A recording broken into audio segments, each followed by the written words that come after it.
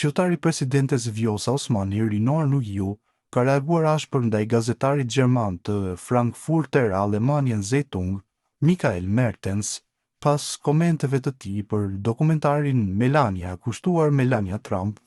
Mertens kishte kritikuar presidenten Vjosa Osmani për mënyrën se si e kishte promovuar premierën e dokumentarit në Kosovë, duke shkruar se ajo nuk duket e vetëdijshme për dallimin mes përfaqësimit të interesave të vendit të saj dhe, siç e përshkroi ai, prostitucionit intelektual vetë poshtërues. Si përgjigje, Nuhiu e ka cilësuar reagimin e gazetarit si të papranueshëm dhe fyes ndaj një kreu shteti. Kjo është e sëmur, duhet të jesh i turpëruar për veten, ka shkruar ai në rrjetin social X. Të quash një krye shteti, i cili kryesisht për interesa kombëtare të vendit të tij, prostitut vetë poshtruese, është i neveritshëm dhe e turpshme. Kjo tregon gjithçka për ty dhe për prishjen e mendimit tënd vulgar. Kjo është e sëmur, duhet kesh turp për veten, shkroi Nuhiu në postimin e tij. Gazetari hulumtues kroat Domagoj Margetić ka publikuar në rrjetet sociale akuza të rënda lidhur me shkatrimin e një vendi memorial në zonën e Prijedorit të Bosnjë-Hercegovinës, ku gjatë luftës së dytë botërore u krye një krim masiv ndaj civilëve serb.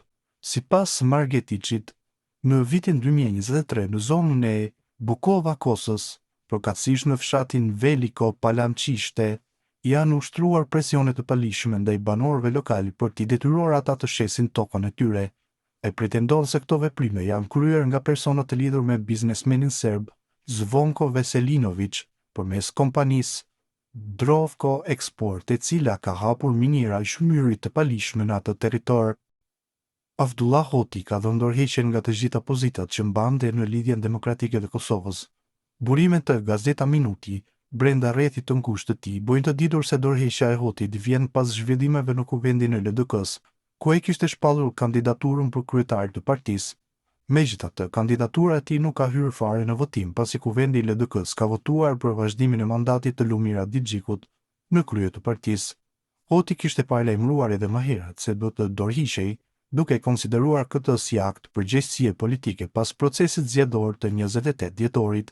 Deri më tani nga LDK-ja nuk ka pasur një njoftim zyrtar lidhur me hapat e ardhshme pas dorëheqjes së Hotit. Luan Gacaferi tha se vendimet për konfirmimin e Lumir Abdixhikut tregon se LDK-ja po shkon drejt muzeumit politik dhe u shpreh se partia po trajtohet si spektator nga oligarkët dhe ndikimet e jashtme brenda saj. Ai e konsideron procesin si një përzgjedhje e PDK-s dhe personave të lidhur me të. Në vijim postimin e tij plot, Lumir Abdixhiku kinse po jep dorëheqje, partia kinse nuk e pranon, dorëheqja që s'dorëhiqet, refuzim që s'refuzohet dhe politik që vazhdon të na trajtojë si spektator naiv. Sidoqoftë, një gjë është e sigurt, LDK-ja po shkon drejt muzeumit politik, pra përfundimisht është kthyer në një parti politike që po vdes politikisht, sepse kështu kanë vendosur PDK-ja bashkë me Baton Haxhiun, Berat Buzhalën dhe disa të tjerë si këta. Ajo që sot ka ndodhur nuk është asgjë tjetër veç se një përzgjedhje e PDK-s, analistave dhe oligarkëve që Lumir Abdixhiku të jetë i përzgjedhuri i tyre për të dërguar LDK-n te varrezat politike, qoftë i përjetshëm kujtimi për LDK-n e Ibrahim Rugovës.